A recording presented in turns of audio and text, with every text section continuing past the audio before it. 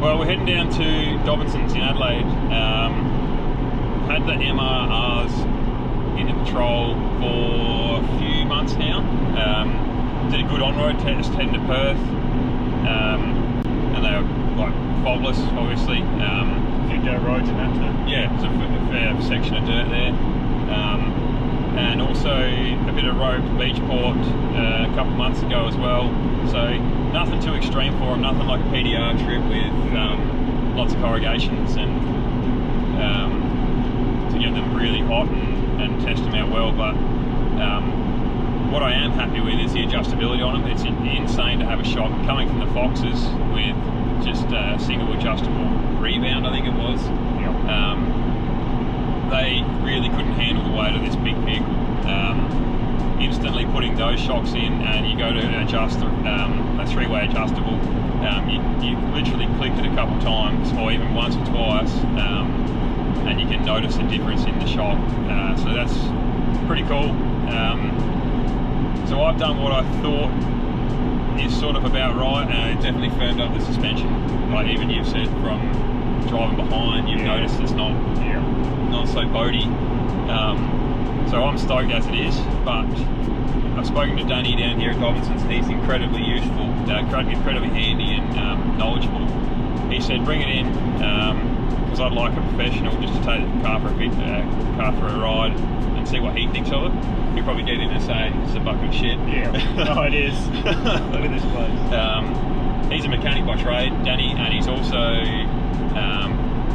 into his off-road. I think he's a navvy for some off-road forward driving as well, so his knowledge is second to none. Super nice guy, and he's not afraid to actually like share his knowledge, so it should be good to see what he thinks. But yeah, we'll give you a bit of a rundown on the ins and outs of these adjustable shocks.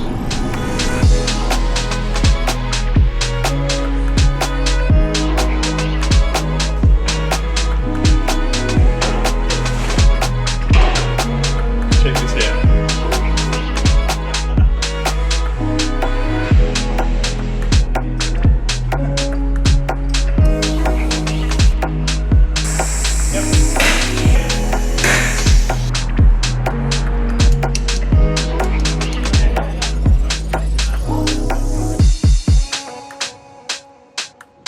Well, Danny, how was it, mate? First impression? You literally just jumped in it. Yeah, no, it's nice. It just needs to handle a bit better. This is great. I'd love for you to try with them Foxes that I had there. It was 10 times worse than it is now. And if you're saying it's, I still think it is a bit floaty, but yeah, I mean, obviously the MRA is adjustable, so yeah, you just need to find that sweet spot for when you are loaded and not loaded. Yeah. But there might be a few other things at play here, like bushes or control arms or something like that, because it's a little bit of a false feeling coming from the back, even the steering response. So that's pretty well exactly why I brought it down to you, because you know what you're talking about. Get the pros to do what they're good at.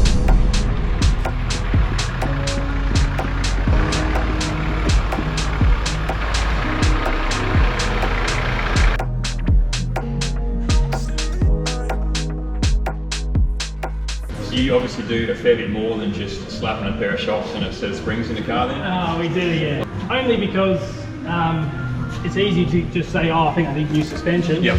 And then you put new suspension and all of a sudden the suspension didn't fix the problem. Yep. There's always an underlying issue. Especially with older vehicles, ones that are tried and tested and well used. Yeah. Very loved, you know. Yeah. I just want to make sure everything's right before we go tweaking anything else that needs to be done. Yeah. But I actually pushed it and squeezed in. Yeah, okay. This one, because it's not on such a bad angle, it'll always pop back up. Yep. But there's too much play in the ball joint. Would you call You said you wanted to swap them, so We've we've got a lot of travel here and had issues with that on the tracks too.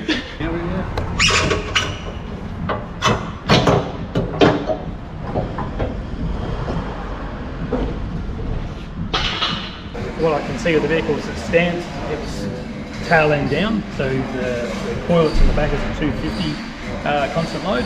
You do have a bit more than that in there. Yep, definitely, especially on a trip when you've got a loaded fridge and other bits and pieces. exactly right. And unfortunately, yeah, when the back end's down, the front end's up, you're going to get that light steering to start with. Yep. On the road test, we did find a few things like a little bit of false feeling in the wheel, yep, as you would have seen on the video. Trying to get in the car and the hoist, we've confirmed that they are a lighter rate coil. Yep. We've got worn turret ends on the drag links. Panhard rod bushes are worn, so that was our false feeling that we were getting on the wheel. Yep. But I think before we start chasing the problems with the vehicle, we need to up the back end of the vehicle. Get it sitting good first and then start altering it. So like I said, at the moment, the coil in there at the moment is becoming a little bit more compressed. It's not sag, it's compression. Yep. Weight is pushing down on it. So we need to get a coil that's going to be adequate, maintain the right height that it's engineered to suit. Yep. That's the other thing as well, because it's engineered and I've got to stay within eyebrow heights. I've literally got a piece of paper in the glove box, so if a cop pulls me over, he's like, where's your certificate? And on the certificate it's got front eyebrow height and rear eyebrow height, so I can't just go and alter something. Effectively I'm out of my engineering specs and then I'm back over the pits and get defected again. So that's one thing we've got to be mindful of as well. Dropping it down's not a problem, lifting it up, that becomes a problem, so we've still got to stay within that. The eyebrow out's will definitely confirm, but yep, if you're engineered for 4 inch, yep, it is, yeah, definitely. It's currently wouldn't be sitting at 4. Yep.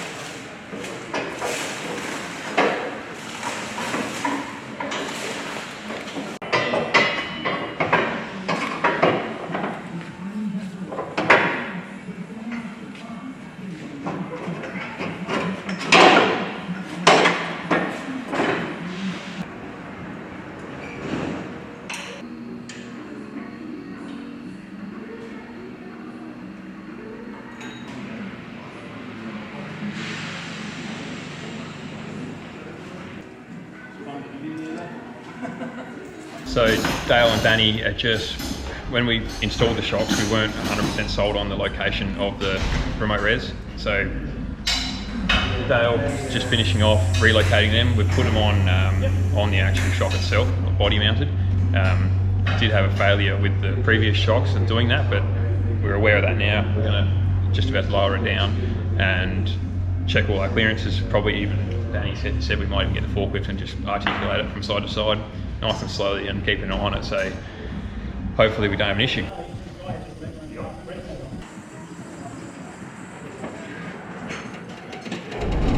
Still got that false in the front, obviously we haven't done the bits yet. Steering bits there. But yeah, that's heaps better. Yeah. See, the back before was just that doughy. Yep. So yeah, we've actually got control again. So a combination of getting that back up, that slightly stiffer spring, propping that arse end up, and a bit more pressure in the shocks. Yep, and then obviously the adjustments. Yep. Where they were set before, they'd be fine at speed, so on the highway, but driving around town. Well, that's what you're dead right there, that's what I felt. I thought coming out of my driveway at home and just like, you know, your 50k zones and whatever, it was still very wobbly.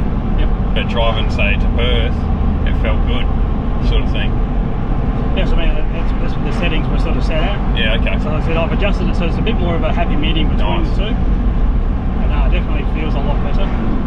Like I said, we want to get those extra bits and pieces all fixed up with the tie rods. Yep. And a panhard rod. I reckon then we'll get that false feeling out of the wheel. Wow, that's heaps stiffer. Oh yeah. Feels like a car. Yeah. More of a car rather than a tugboat. Yeah. I mean, any vehicle with like a loaded roof rack or anything like that is going to handle a little bit boaty. Yep. I said we can still do more adjustment where required to try and get this out like something like that. Wow. It doesn't even move. Yeah, that's pretty crazy actually. Do you want to drive it back? Yeah, as well.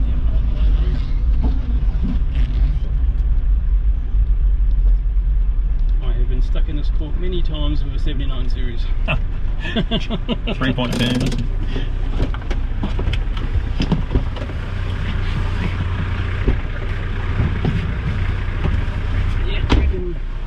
A little bit of more tension on the sway bars as well, so if you're ready to get new sway bar lengths, when we look into that, Yep. then we can actually just firm it just a little bit more, because she's got a fair range of movement. She's got a lot of flex. Yep. But yeah, you're going to get it when you've got allowed for movement. You're going to get that punchy feel. What's your thoughts? Oh, heaps stiffer. Yep. Heaps nicer to drive.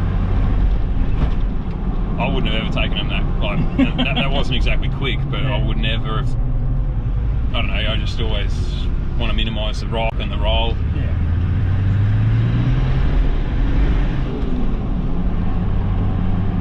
Much nicer.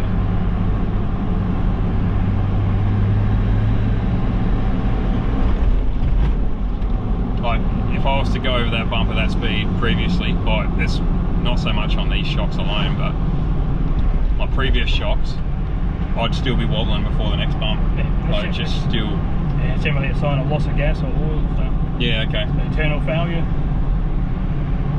But depending on what's happened to the shock, is sometimes they get cooked. Yeah. Things happen in manufacturing. Right. Well, like, yeah, very happy. And then from here, like we can dial in the low speed and take even more of that roll out. Yeah, okay. So that's the little black dial, the low speed. Yep. We can, by closing that, we actually make it less flat. So your purple one's for your high speed compression, so when you're cruising along at speed, like 40 and up, Yep. and when you're hitting the face of bumps and level surfaces, that's when you're getting that sharp feel through there. So if you're getting a massive thud through the car, you can then back that up because it's got too much high speed compression. Yep. Your rebound, essentially, it's rebound. When it comes to over a bump, so you just say you're cruising along and you're coming out of a car park and you go down to the drain and it pops up and there's like a double bounce. There's not enough control on your rebound. So rebound gets wound up a fraction. Yep. Yep. So you want to control the rebound, or if it's still too hard, you can back the rebound off. Just allow it to not be so firm. Yep. Soften it up a little bit. But your adjustable shock is to be adjustable, so it's to suit your needs whenever you need it. So today we could adjust it, but then tomorrow you can load it up and it won't be the same. Yep. Yeah, so it's a good idea to have an understanding of how to adjust it, yep. what each adjustment does, because as soon as you put 3 swags on the roof, you got 3 people in here and a fridge full of beer. You do account for it. It's well worth bringing it down for you to have a look, that's for sure. No worries. As I said before, we adjusted where we put the remote res.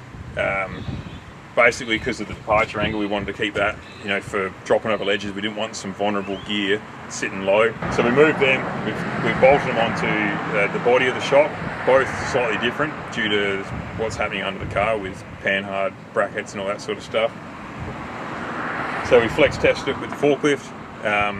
We had to make a small adjustment and slide it down the body a bit more, purely just to get clearance, and then they were both moving free, both sides of the car on both articulations, so that was all sweet. And then we took it for another spin. Danny was in the driving. Ridiculous. Even in the passenger seat, it was just an enormous change. That's the difference between someone knowing what they're doing with their product and setting it up. Also putting a slightly heavier coil in the rear end as well to just give that little bit of lift in the back. The combination of them two is just ridiculous. Yeah, it's chalk and cheese really. Really good, very happy with it.